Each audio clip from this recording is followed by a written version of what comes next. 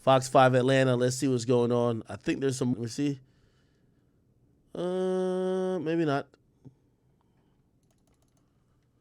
They probably just took holiday break. Because these niggas ain't going nowhere anyway. It's not they getting out of jail. First. Yeah. Yeah, they. First that.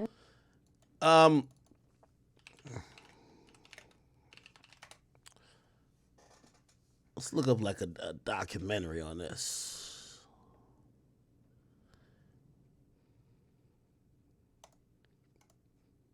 Atlanta police are on the scene of a triple shooting. Neighbors in Atlanta. Wait, holy shit. When did we get 152 subs? Who ran it up? God damn! Yo, spam Big W to Enzo Kubrick. This nigga might have gave 50 subs. Holy shit. My nigga, I might have to take a cup of alcohol for you. Here we go. Ah, shit. Ice melting. We take some liquor. We about to enjoy this shit.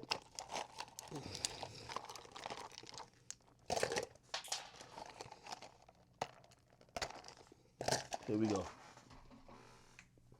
By the way, who else? I think it's mostly him. Trap Boy Mafia, thank you for the gifted. Whiny Tugboat, I see you as well. He did about an hour ago. Whiny Tugboat, salute to you.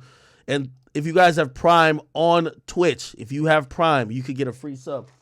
All right, bro. I'm going to pour about half a cup of liquor. This is just for you, man. It's a Henny special, man. Come on, man. Oh, yeah. No, a little bit more. This is my boy Enzo Kubrick right here. All right, let's watch this shit real quick. Holy. His Castleberry Hill neighborhood heard the gunfire around 7:30 Saturday night. You say a teenager and a man in his 20s were both shot in the leg. The third, 26-year-old Donovan Thomas, was critical. Had a significant injury. We had at least multiple gunshots in the upper torso area. He was rushed to surgery. Thomas died at the hospital. Homicide detective telling us he was, quote, first a family man and a man of the community. He was caring and always looked out for anyone he came into contact with. He will surely be missed in my life. Police believe the two adult men and a 14-year-old were triple shooting outside this barbershop ended the life of 6-year-old Donovan Thomas. The indictment also tied the rapper to of Donovan Thomas. This is from court of Young Thug in a blue jumpsuit. This is the final hour of the guy who pretty much Young Thug is locked up for ordering his death. January 10th, 2015. A terrible tragedy was about to shake the streets of Atlanta. One of the most respected figures of the underworld would lose his life in a brazen attack fueled by gang rivalry. His name?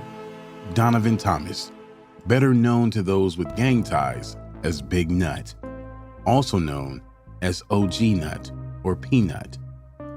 Oh my God, this nigga Kubrick just went crazy again. Another 25. Hold on, brother. Nigga, I'm about to drink one full cup of Henny for you, nigga. This nigga's a monster. Hold on, let's keep going. January 5th, 2015. Gang rivalry overflowed into a collision between two camps that began the clock ticking down to Big Nut's ultimate demise that would take place just 5 days later.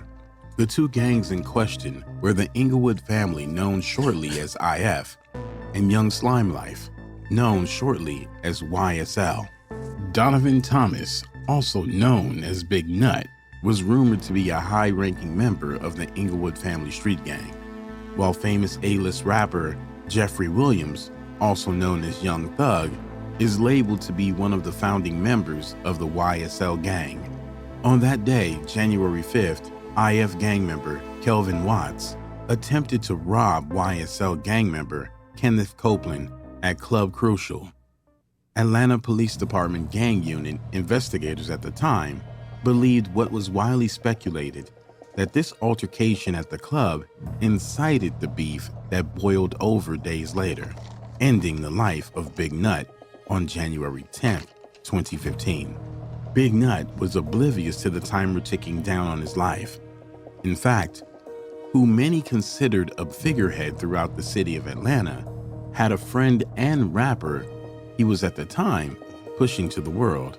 His name was Rayshawn Bennett, known to the hip-hop community as YFN Lucci. From the crew, Young Fly N-Word. How about down, man? Get with it, get it rolled over, man. This is your nut, man. I'm letting you know it's Sadly, Big Nut's enemies were in the shadows, plotting on ending his life. Aside from the altercation between the two camps, tension was brewing, and there still lies speculation that other events were at play that ended in a price being placed on Nut's head. On one theory, it was rumored Nut broke a sacred code of ethics in the gang culture and was talking to law enforcement about his rivals, YSL, affiliates of Money Murder Gang. On the other end was a financial motive that police documents reveal could have added more fuel to the already blazing fire between the two camps. At the time, Peanut was the manager of the rapper DeQuantis Lamar, better known as Rich Homie Quan. Documents go on to state that YSL co-founder Young Thug was requesting a collaboration with the rapper, but not only did Rich Homie Quan and Peanut not approve, but Peanut took a stand against it when Young Thug and his YSL affiliates tried to use intimidation and force to change his mind. It was at that moment Peanut understood the gravity of who he was facing, and as recounted by family members, he became fearful that his life would be targeted. His fears were right. On January 3, 2015, 7 days before his demise, YSL member Young Thug and Demikion Carlington, also known as D or Sarfax, sent a chilling message of things to come. Oh, Sarfax is a nigga with the SXARFA. He took out all the C's out of his shit? Ain't it supposed to be Scarface? But I guess he don't like Crips. On D's Instagram account, both were seen in a picture with the caption reading, "We ain't going back and forth." It was already decided by YSL that the time for talking was over and action was the next required step. January 7th, 3 days before Peanut's assassination, the transport to do the crime was rented by Young Thug, a 2014 silver Infiniti Q50 sedan from Hertz Rent-A-Car. The days were counting down, and so was the lifespan. Yo, chat, if y'all fuck with Thug, y'all should never rent from Hertz again, man. They snitched on Thug, man. They gave up the documents that said Jeffrey Williams rented the car, man. Infiniti Q50, man. They snitched on that man, man. Or to do the crime was rented by Young Thug, a 2014 silver Infiniti Q50 sedan from Hertz Rent-A-Car. The days were counting down, and so was the lifespan of Donovan Thomas, also known as Peanut. Hours away from losing his life, Young Thug and his YSL associates put a plan into motion. January 10th, 2015, Jeffrey Williams, aka Young Thug, was in the Infiniti he rented just a few days earlier when he spotted Thomas standing outside of a barbershop on 330 McDaniel Street in Atlanta. Thug was also with Garlington, aka D, Shannon Jackson, aka Shannon Stillwell, aka SB, DeMonte Kendrick, aka Yak Gotti, Demise McMullen, aka Nard, and Justin Cobb, aka Doo-Wop. According to police documents and testaments from a key witness at the scene involved in the crime, Young Thug loaned the car to his YSL affiliates to carry out the hit on Peanut. At approximately 7:22 p.m., the shooter, who was said to be Jackson, aka SB, shot Peanut dead as he stood in the parking lot of the barbershop. The shots came from a motor vehicle, the same one that was rented and loaned to him and his other assailants by YSL co-founder Young Thug. Peanut was hit multiple times on the upper area of his body and began the fight for his life, while two others, one being a teenager, was injured in the attack. He was rushed to the nearest hospital where doctors attempted to save his life, but unfortunately, he succumbed to his injuries. Police officers believed Peanut wasn't a random passerby, but specifically targeted and assassinated. His passing sent a wave of emotions through the city of Atlanta. Some angry, others hurt, and some, like his rivals, were celebrating and making a mockery of his passing. The words "slat" were later spray painted on his tomb, and it wasn't a secret who the street terminology belonged to. Young Thug publicized the use of the term, and it is a regular term that is a part of how he talks. Slay! Slay! Slay! Young Thug even has a track titled Slatty on his album Slime Language 2, featuring one of his assailants that was involved in taking out Peanut, Yak Gotti. Investigators began on the manhunt to gather evidence that would lead to the arrest of the perpetrators, not only to bring justice for the crime, but also the time was now counting down on a wave of retaliation they knew was coming. The investigation led to numerous first-hand accounts of what happened, and all pointed to Young Thug and YSL being the ones responsible for the brazen attack. Peanut's brother, who stood near him at the time of his passing, recalled Peanut whispering the haunting last words, "Thug had me killed."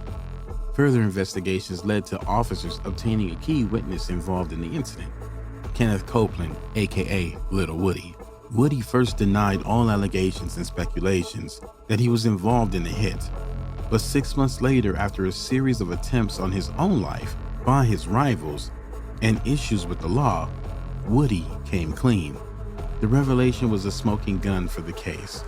According to Woody, he admitted to lead detective Jim Thorpe that he saw Jackson, aka SB, at a McDonald's parking lot with fellow gang member Yak Gotti, Demise McCullen, aka Nard, and Justin Combs, aka Doo-Wop, immediately after the hit on Peanut's life.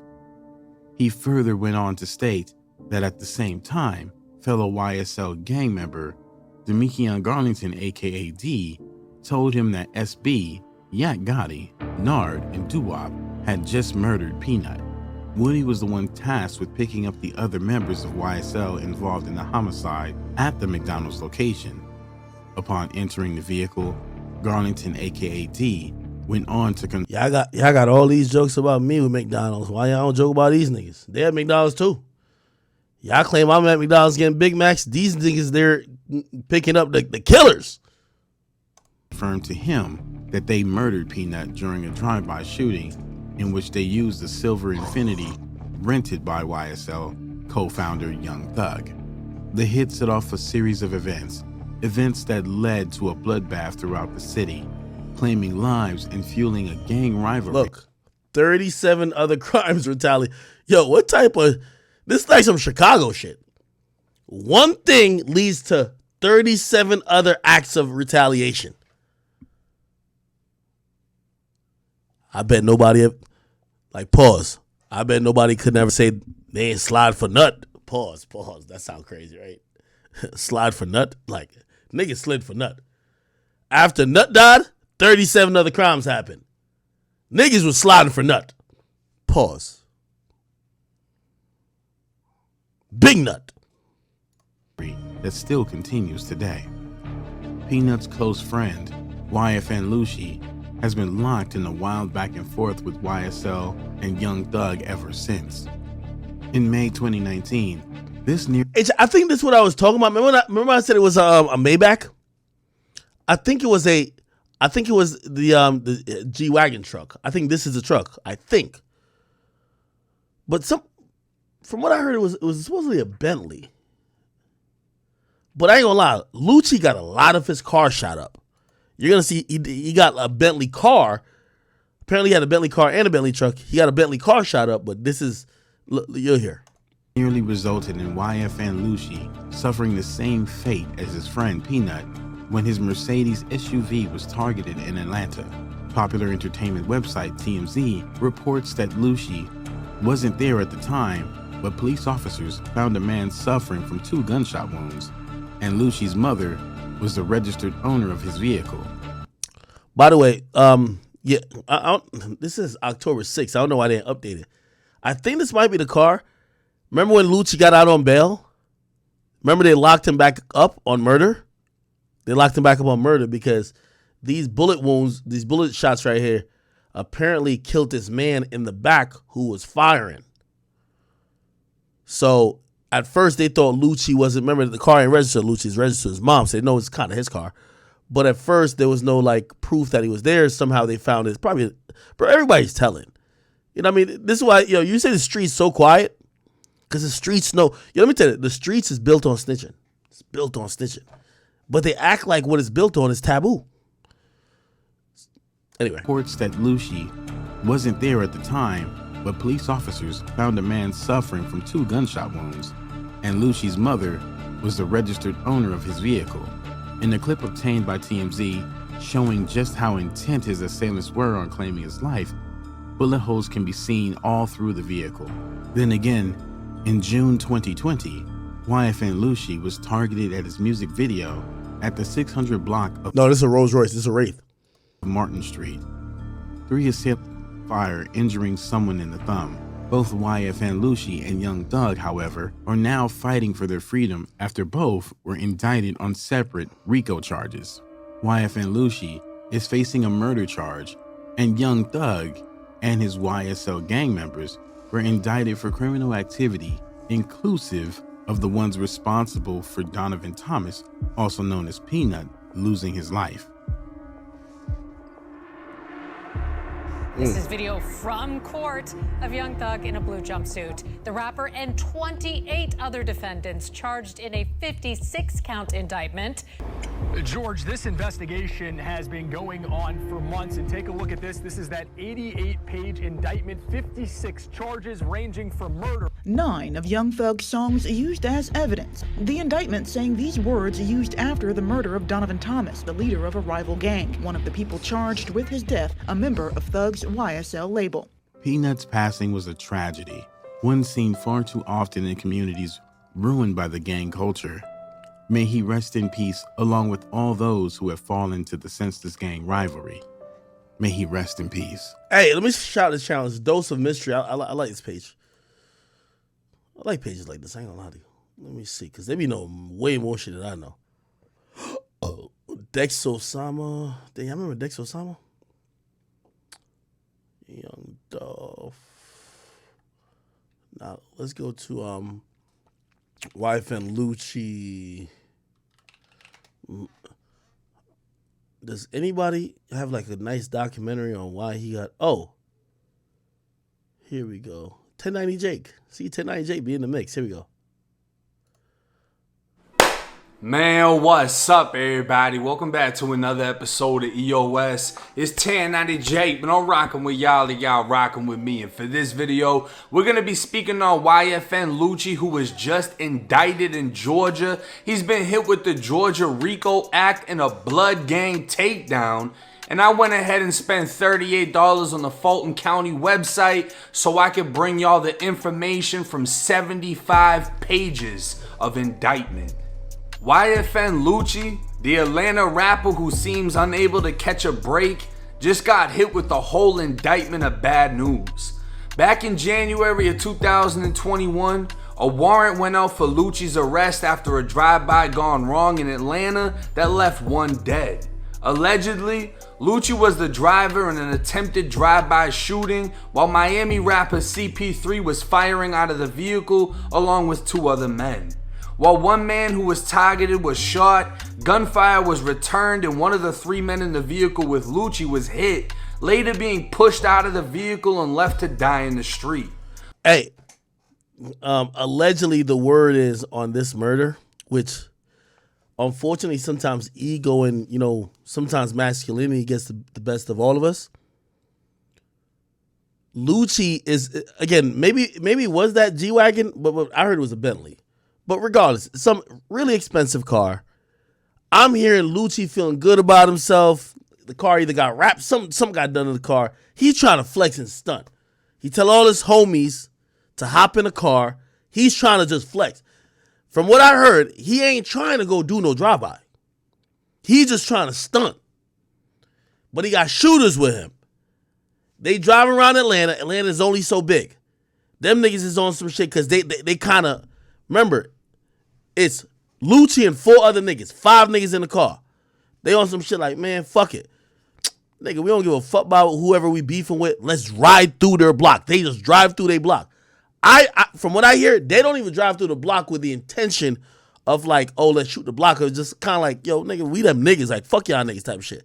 They ride through the block, and then, you know what I mean, niggas in the car, I don't know if Lucci tell them to, but niggas in the car take out their guns and start shooting out the window. I guess they saw some people on the block, right? The niggas who's on the block take their guns out and shot back. One of the people in Lucci's car got hit. They kicked the nigga out of the car. You can't bleed. You can't bleed on the Napa leather, bro. Lucci, CP3, and the third teen had all been charged with murder, aggravated assault, participating blood on the Alcantara, no go. Gang ain't that deep. In criminal street gang activity and possession of a firearm during the commission of a felony. Lucci would later bond out for $500,000 and be released under strict conditions. Fast forward to April 30th, 2021, Fulton County District Attorneys would file a 75-page, 105-count gang indictment against 12 men after a 6-month investigation, one of which being YFN Lucci. According to the indictment, each defendant listed is said to be associated with blood gang sets from Atlanta to Miami, including the Inglewood Family Gangsta Bloods, a West Coast blood set hailing from Inglewood, California. In Atlanta, 2 gangs named ABG, short for Anybody Get It, or Atlanta Blood Gang, and BG, short for Bird Gang, operate under the Inglewood Family umbrella as subsets. Bloodhounds and 13th Ave Hot Boys started in the early 2000s in the Pork and Bean projects in Miami as 2 different gangs from the same housing project, now both operating under a much larger blood gang umbrella. YFN Lucci is known to be associated with the Miami subsets, gaining access to shoot music videos within notoriously inaccessible parts of Miami, such as the Pork and Beans projects. April 2nd, 2020, YFN Lucci appeared in a video titled YFN Shit. The video itself captioned "First Time in the Beans" and was uploaded to Instagram, which the indictment is now using as proof of Lucci demonstrating a leadership role in the criminal enterprise, the intent to expand the enterprise from Atlanta to the Miami blood stronghold, and enhancing the successful and intimidating reputation of the blood gang. July 14th, 2020, Lucci would post another video to Instagram displaying a handgun, and the following month, Lucci would assault a man by strangulation on top of encouraging other gang members to strike and kick the man for playing rival gang music. Lucci would then attempt to bribe the same man from informing law enforcement on what happened. Not only are these events being used to charge Lucci with the Georgia RICO Act, his murder case is also being used as examples of racketeering activity and other offenses. Lucci's co-defendants in that case, Miami rapper CP3 and a teen nicknamed Lism, have also been indicted, and things such as CP3's First Day Out music video, which displays firearms and gang signs, is being used against him. Now this isn't just weapons. Lucci's Instagram captions, such as "When I get drunk, I think about murder," are being used against him as examples of enhancing the intimidating reputation of the gang. Every gang sign, weapon, bandana, down to clothing colors are being used as evidence against all 12 men, with over 90 different events being used as examples, and this is only on count 1 for racketeering.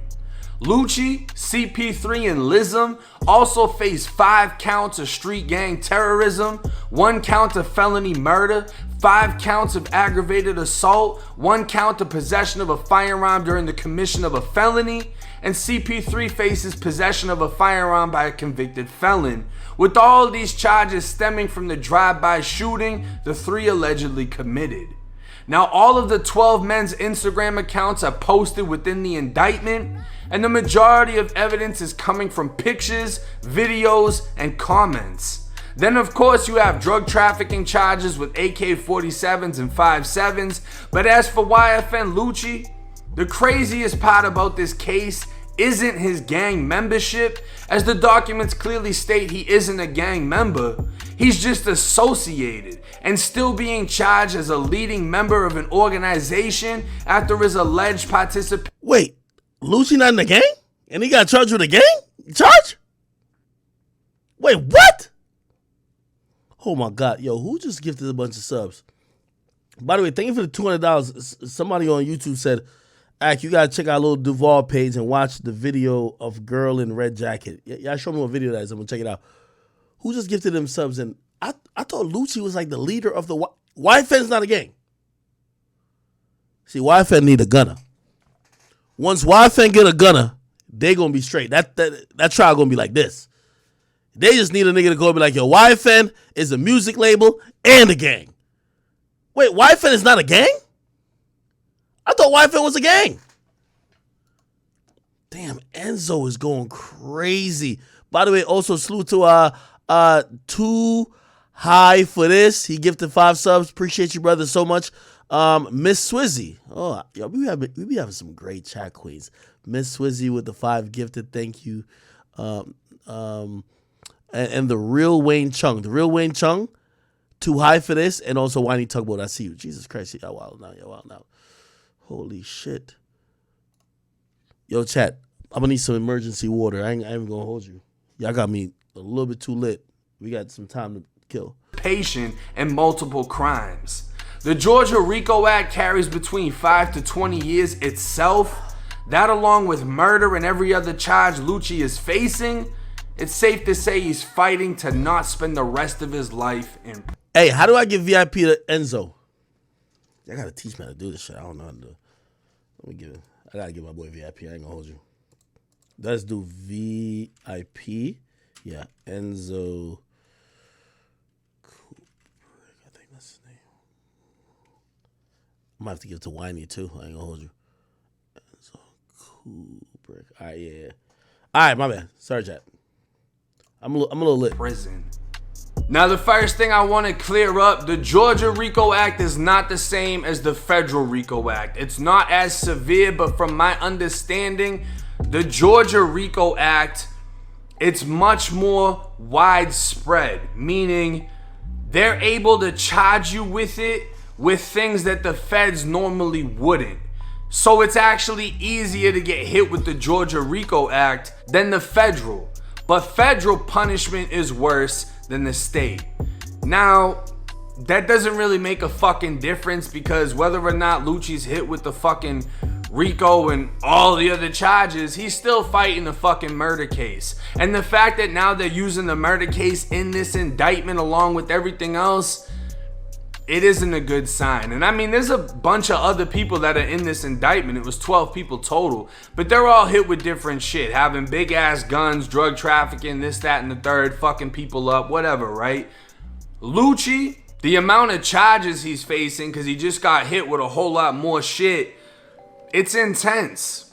And it's intense because a lot of the evidence they're using is simple shit, like guns in music videos, captions on Instagram. I got murder on my mind. Oh, we're gonna use that as he's intimidating people for the furtherance of the reputation of this gang that he's not even a member of. He's just an associate.